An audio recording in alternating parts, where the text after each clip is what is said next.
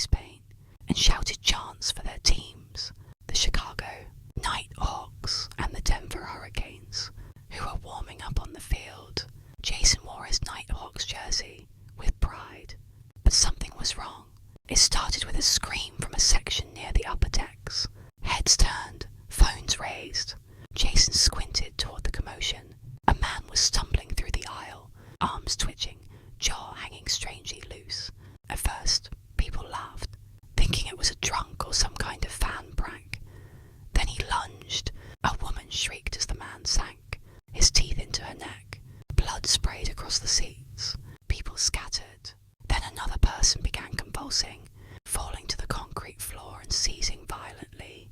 Within minutes, screams spread across the entire stadium, like a tsunami of terror.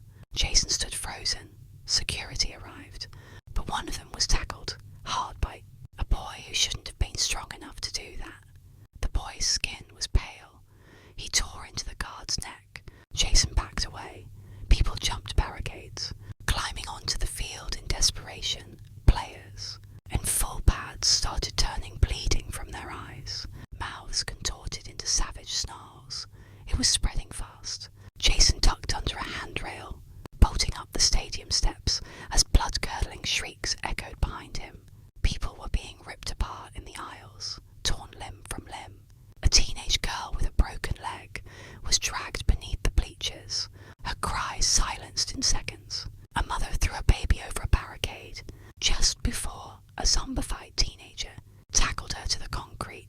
Some of them were fast. Some crawled on all fours like feral dogs. One with no jaw kept twitching violently, cracking its bones back into strange, unnatural angles before leaping at a cluster of fans trying to escape. Jason made it to a concourse, slipping on blood and half-eaten popcorn. Lights flickered. Sirens screamed in the distance, but it was too late.